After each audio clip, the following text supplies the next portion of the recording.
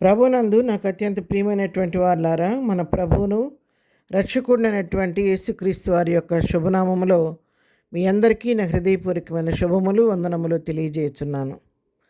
ఉదయకాల సమయంలో దేవుని వాక్యాన్ని ధ్యానం చేసుకుందాము.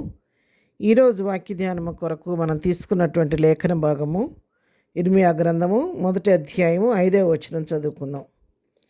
యెహోవా వాక్కు నాకు ప్రత్యక్షమై ఇలాగు సెలవిచ్చెను, గర్భములో నేను నిన్ను రూపింపక మునిపే నిన్నెరిగి తిని, నీవు గర్భము నుండి బయలుపడక మునిపే నేను నిన్ను ప్రతిష్ఠించి తిని, జనములకు ప్రవక్తగా నిన్ను నియమించి తిని. ఆమేన్. దేవుని నామమున మహిమ కలుగును గాక.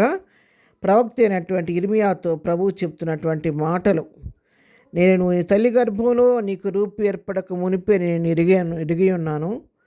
నీవు గర్భంలో నుంచి నీ తల్లి గర్భంలో నుండి బయటికి రాకముందే నేను నా కొరకు నిన్ను ప్రతిష్ఠించుకున్నాను, జనములకు ప్రవక్తగా నేను నిన్ను నియమించుకున్నానని చెప్పని ఇర్మియాతో దేవుడు ఇక్కడ మాట్లాడుతూ ఉన్నాడు.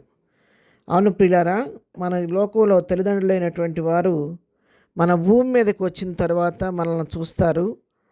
మరి మిగతా వారందరూ కూడా మన భూమిపైకి వచ్చిన తర్వాత మాత్రమే ఓహో ఆడపిల్ల, ఓహో మగపిల్లవాడా అని చెప్పని చూసి మనల్ని బట్టి వాళ్ళు సంతోషిస్తూ ఉంటారు.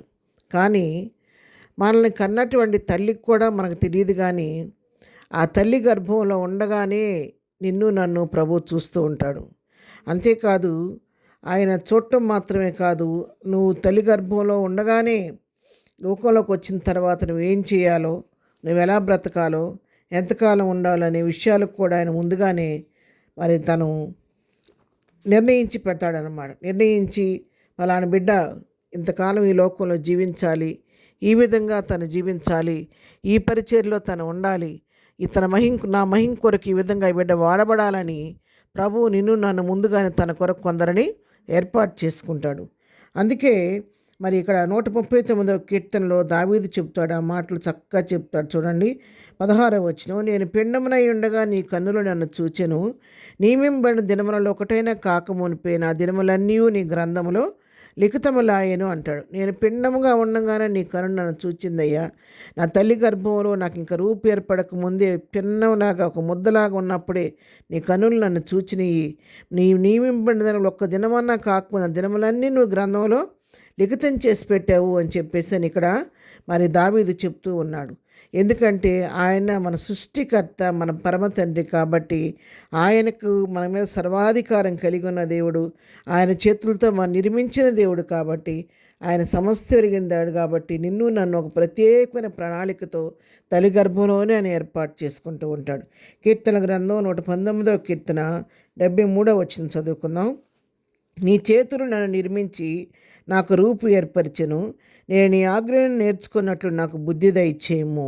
ఇక్కడ చూడండి, ఇక్కడ భక్తుడు చెప్తున్నాడు కదా, నీ చేతులు నన్ను నిర్మించి నాకు రూపు ఏర్పరిచినవి, నేను నీ ఆజ్ఞను కనుక్కున్నట్లుగా నాకు బుద్ధి దయచేయమని అడుగుతూ ఉన్నాడు అనమాట. అవును, ఆయన చేతులతో, ఆయన స్వహస్తాలతో మనం చేసుకున్నాడు.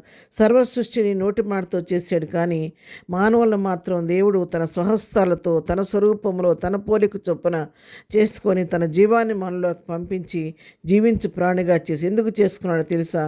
నీవు నేను ఆయనను మహింపరచాలని, ఆయన బిడ్డలుగా జీవించాలని, మరి ఆయనకి ఇష్టలుగా మనం ఈ లోకంలో బ్రతకాలని, ఆయన మనకి మరి మహిమ తెచ్చేవారుగా ఈ లోకంలో ఆయన పరిచర్య కొరకు వాడబడాలని ఒక ప్రత్యేక ఉద్దేశంతో ప్రభు మనల్ని ఎన్నుకున్నాడు. యెషయా గ్రంథం 44వ అధ్యాయం 24వ వచనం చదువుకుందాం. గర్భము నుండి నిన్ను నిర్మించిన నీ విమోచకుడు యెహోవా ఇలాగూ సెలవిచ్చుచున్నాడు. గర్భము నుండి నిన్ను నిర్మించిన వాడు ఆయన, నీ విమోచకుడు. మన గర్భం నిర్మించిన వాడు ఆయనే. కాబట్టి ఆయనకు చిత్తం లేకుండా మన జీవితాలు ఏమి కూడా సంభవించదు. అంతేకాదండి, పర్పస్ డ్రివెన్ లైఫ్ అని ఒక బుక్ ఉంటుంది. ఆ బుక్లో రాయబడి ఉంటుందన్నమాట. ప్రతి వ్యక్తి పట్ల దేవుడు ఒక ఉద్దేశాన్ని కలిగి ఉంటాడంట. ఏ ఉద్దేశం లేకుండా, ఏ పర్పస్ లేకుండా ఎవరిని దేవుడు భూమి మీద తీసుకురాడు. కాబట్టి నేను నన్ను కూడా ఒక ప్రత్యేకమైన ఉద్దేశంతో గర్భంలో ఉండగానే ఏర్పరచుకొని లోకంలో తీసుకొచ్చాడు. కాబట్టి మనం ప్రభు సన్నిధిలో ప్రార్థన చేసి, ప్రభువా నన్ను ఈ లోకంలో నీ మహిమ కొరకు ఎలా జీవించాలో నాకు నేర్పించు, తెలియచేయమని అడిగి ప్రభు చిత్త ప్రకారం జీవించి ప్రభు కృపకు పాత్రలు అవుదాం. ప్రార్థన. ప్రేమ కలిగిన తండ్రి, పరిశుద్ధుడా నీ పాదములకు వందన. ఉదయకాల సమయంలో నాయన ఇర్మియాతో మాట్లాడిన దేవా నీ స్తోత్రాలు. మమ్మల్ని కూడా గర్భంలో ఉండగానే చూచి ఏర్పాటు చేసుకున్న దేవుడు అయ్యా, మా పట్ల నీ చిత్తాన్ని నీ ప్రణాళికలు తెలియచేసి నీ ఇష్ట ప్రకారం జీవించే కృప మాకు అందరికీ దయచేయి నాయన. నీ చిత్తం నెరవేర్చేవారు ఉండటానికి సహాయం చేయి. దినం మేము చేయి పని పాటలు రాకపోకలు క్షేమం దయచేయండి.